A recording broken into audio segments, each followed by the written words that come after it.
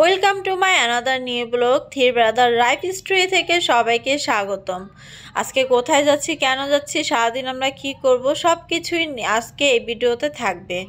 আসসালামু আলাইকুম, সবাই কেমন আছেন? আশা করছি ভালো আছেন। আলহামদুলিল্লাহ আমরা অনেক ভালো আছি। দেখতেই পাচ্ছেন আমরা কোথাও যাচ্ছি। হ্যাঁ, আমরা আজকে বের হয়েছি।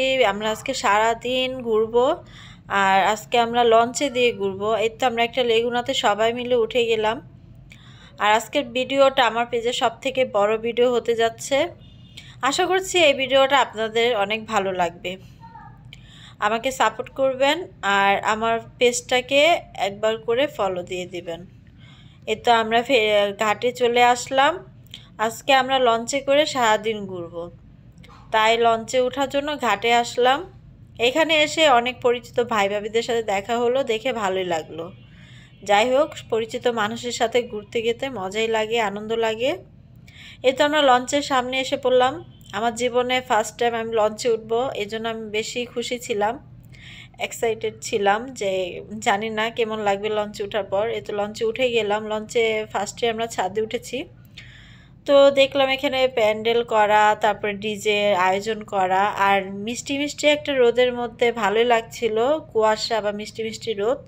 তখন সকাল 8টা বাজে। এই তো আমার ক্যাবিনের জন্য আসলাম, আর এইদিকে দেখি যে আমার একটা মিরর ক্যাবিনের পাশেই।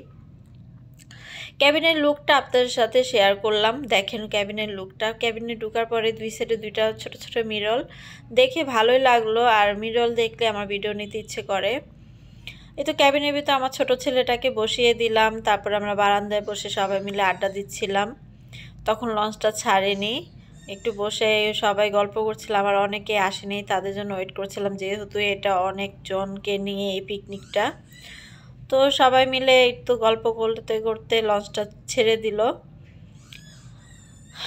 লঞ্চটা ছাড়ার পর আমি একটু ভয় পেয়েছিলাম। এরপরে ভয়ে ভয়ে আর কি আমি সারাদিন পার করেছি। আমার জীবনে প্রথম আমি লঞ্চে সারাদিন নদীতে, এটা খুব একটা ভয়ানক বিষয় ছিল আমার জন্য। আমার ছেলেদেরকে চোখে চোখে রাখার জন্য আমি আবার ছাদে গেলাম। ওদেরকে আমি চোখে চোখে রাখার চেষ্টা করেছি, যেহেতু লঞ্চের ভিতরে পানিতে আছি। ওদেরকে নিয়ে একটু সাবধানতা বজায় রাখতে হবে, এটাই স্বাভাবিক। তো ওদের দেখলাম যে আমার বড় ছেলে নিচে গিয়েছিল, ওর আব্বুর কাছ থেকে চা নিয়ে এসেছে। নিচে নাকি চা বিক্রি করছে, ঝালমুড়ি বিক্রি করছে। আমার ছেলে বলছিল তুমি খাবা নাকি চাটা? আমি বললাম যে না, আমি নিচে যাব। তারপর নিচে গেলাম, আপনাদের সাথে নিচের এইটা ক্যাবিনেটটা আপনাদের সামনে আর কি তুলে ধরলাম। দেখেন নিচের অবস্থা।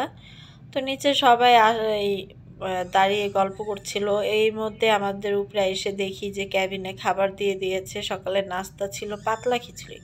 আমি পাতলা খিচুড়ি খাই না, তাই আমি খিচুড়িটা খাইনি। আর এর মধ্যে দেখি যে আমার ছেলে ঘুমিয়ে পড়েছে, মানে ঘুম পাড়িয়ে দিলাম, যেহেতু সকালে উঠেছে অনেক সকালে, এই জন্য ওকে ঘুম পাড়িয়ে দিলাম। আমি এবার লঞ্চের পিছনে গিয়ে একটু ভিডিওটা নিলাম। দেখেন কি সুন্দর লাগছিল, মনে হচ্ছিল নদীটাকে ছেড়ে লঞ্চটা কোথাও যেন চলে যাচ্ছে। অনেক ভালো লাগছে। আর রোদের আলোটা যখন পানিতে ঝিলমিল করছে, আমি একটু লঞ্চের সামনে এসে দাঁড়ালাম। আর যেখানে লঞ্চের ইঞ্জিনটা, এদিকে আসলাম, এসে একটু দেখলাম যে ওনারা মামারা কিভাবে আর কি এই লঞ্চটাকে চালায়, কন্ট্রোল করে। যে কোনো কাজই সহজ না, সব কাজই কঠিন। ওনারা অনেক কেয়ারফুলভাবে লঞ্চটা চালায়, যারাই লঞ্চ জাহাজ চালায়, সব কিছু মিলিয়ে অনেক কষ্টকর। এরপর আমি একটু ইঞ্জিনের সামনে আসলাম। ইঞ্জিনের বগিতে এসে আপনাদের সাথে শেয়ার করছিলাম আমরা কিভাবে লঞ্চটা চালাচ্ছিল। তো সামনে দেখেন কীরকম কুয়াশা কুয়াশা দেখা যাচ্ছিলো। এরই মধ্যে ঝালমুড়ি খেলাম। আমার ছেলে ঘুম থেকে উঠে গেল, ড্রেসটা চেঞ্জ করে দিলাম। লঞ্চের মধ্যে অনেক গরম লাগছিল, রোদ ছিল অনেক, রোদের কারণে গরম লাগছিল। আমার ছেলে ঘেমে যাচ্ছিল, ওকে তাড়াতাড়ি জামাটা চেঞ্জ করে দিলাম। ও অনেক খুশি ঘুম থেকে ওঠার পর। তারপরে তো চলতে চলতে জুম্মার সময় হয়ে গেল। এই মুন্সিগঞ্জ গজারিয়া ঘাটে এসে থামালো। আরেকটা লঞ্চ দেখতেই পাচ্ছেন থামানো, ওটাও পিকনিকের জন্যই যাচ্ছিল। তারপর আমরা একটু নিচে গেলাম। নিচে যাওয়ার সময় ভাগ্নে এই লঞ্চ থেকে ওই লঞ্চে আসতে একটু ভয় পাচ্ছিল। দেখেন কি একটা অবস্থা। তারপরে লঞ্চ থেকে নামার পরে আমার মেজো ছেলে দেখলো খেলনা, ও খেলনা কিনতে চাচ্ছিল। আমি মানা করলাম এখন না, পরে বাচ্চারা খেলনা দেখলে কিনতে চায়, এটাই স্বাভাবিক। দেখেন নদীর কি ঢেউ আর কি পানি টলমল করছিল, দেখেই ভয় লাগছিল। আমার ছেলেদের বলছিলাম এত দুষ্টামি করো না, আর ওরা কি কথা শুনে, বাচ্চা মানুষ তো দুষ্টামি করবেই। তারপর লঞ্চের ভিতর থেকে গিয়ে দেখি যে তো রান্নার আয়োজন চলছিল, তো ভিডিও ক্লিপটা আপনাদের সাথে শেয়ার করলাম। রান্না আয়োজন চলছিল, গরুটা রান্না করা হয়ে গিয়েছে, আর হলো গরুর গোশত রান্না হয়ে গিয়েছে আর কি, গরুর রেজালা এটা, আর মুরগির রোস্ট হবে আর পোলাও হবে। তো রান্নাটা অনেক দেরি হয়ে গিয়েছিল, যেহেতু নদীর মাঝখানে রান্না হচ্ছে আর বাতাসে আগুন লাগছিল না, রান্না অনেক দেরি হয়ে গিয়েছে। তারপরে তো নামাজ পড়ে এসে লঞ্চটা ছেড়ে দিল। এরপর দেখেন লঞ্চের সিনটা আপনাদের সামনে শেয়ার করলাম, যে নিচ থেকে কেমন দেখা যায়। তো আমার হাজব্যান্ড ওর বন্ধু বান্ধব নিয়ে আড্ডা দিচ্ছিল, দাঁড়িয়ে কথা বলছিল। এর মধ্যে আমাদেরকে পেয়ারা ভর্তা কিনে দিল। আমরা পেয়ারা মাখাটা নিয়ে উপরে চলে আসলাম। উপরে এসে দেখেন কি সুন্দর সিন, সুবহানাল্লাহ, মাশাআল্লাহ।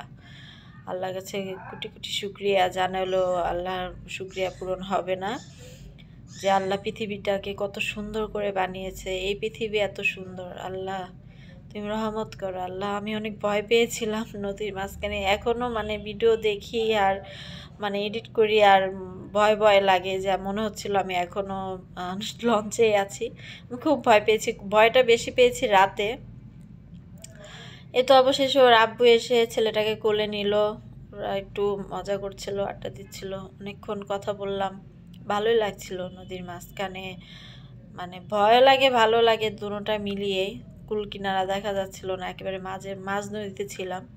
সূর্যটা দেখতেই পাচ্ছেন, দেখেন কুল দেখা যাচ্ছে না, মানে মাঝখানে নদীর মাঝখানে ছিল, আর রোদের আলোটা পানিটা চিকচিক করছিল।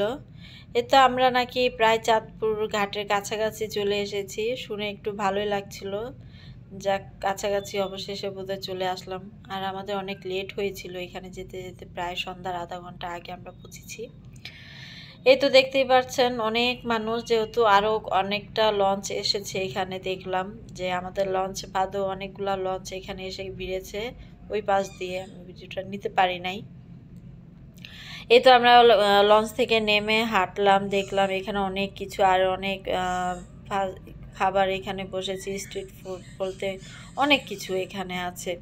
তো আমি কিছুই খাইনি, আমি যেহেতু সারাদিন মন মতো চা খেতে পারিনি, আমি একটু চা খোর। আমি এখানে এসে মালাই চাটা খেলাম, আর মালাই চাটা অনেক মজা ছিল, ভালো লেগেছে। স্বাদটা অতিরিক্ত ভালো ছিল স্বাদ, মানে কি বলবো, আমার চা খেয়ে তৃপ্তি মিটে গিয়েছে। এই তো আমার ছেলেটা ওর আব্বুকে দেখে আয় আয় বলছিল, ওর আব্বু বড় দুই ছেলেকে নিয়ে গিয়ে খেলনা কিনে দিল। ওরা যেখানে যায় খেলনা দেখলে পাগল হয়ে যায়।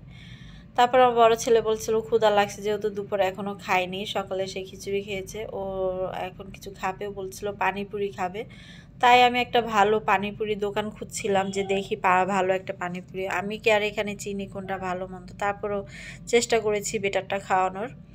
এরপর ওই দিক দিয়ে দেখেন বাপ ছেলে মিলে আনারস মাখা খাচ্ছিল। আমি এদিকে পানিপুরি অর্ডার দিয়ে দিলাম আমার বড় ছেলের জন্য। আমি কিছু খাইনি, আমি যেহেতু চা খেয়েছি, চা খাওয়ার পর আর খেতে ইচ্ছে করেনি। এগুলো দেখে লোভ লেগেছে, বাট খাইনি আমি। তারপরে এই তো আমার বড় ছেলে ফুচকাটা পানিপুরিটা হাতে পেয়ে গেল, আর পানিপুরিটা খেয়ে আমার ছেলের চোখ মুখ দেখবেন যে ও কী পরিমাণ খুশি, এতই নাকি মজা। সাথে সাথে আমার ভাগ্নিকেও বলছিল খাও, একটা খেয়ে দেখো, আমাকে অনেক রিকোয়েস্ট করেছে খাওয়ার জন্য, আমি খাইনি। তারপর বলছিল এই টকগুলো অনেক মজা নাকি। তারপরে ওরা খাওয়া দাওয়া করছিল, দেখেন আমার ভাগ্নিও বলছিল যে অনেক মজা। আর আমার ছেলে যে কয়টা পানি এই টক খেয়েছে মজা বলেছে, আর এদিকে বাপ ছেলের আনারস মাখা খাওয়া শেষ হচ্ছিল না। অবশেষে খাওয়া দাওয়া শেষে আমরা আজানের আগে আগে লঞ্চে ওঠার চেষ্টা করছিলাম, যেহেতু মাগরিবের আজান দিয়ে দিবে। তারপর দেখেন আমার ছেলে আগে আগে দৌড় দিচ্ছিল, ওকে ডাকছিলাম তারপরও শুনছিল না। এরপরে এই তো আমরা লঞ্চে উঠে যাব এখন। লঞ্চে উঠে গিয়ে দেখি যে খাবার রেডি করছে, প্যাকিং করছে খাবার সবার জন্য।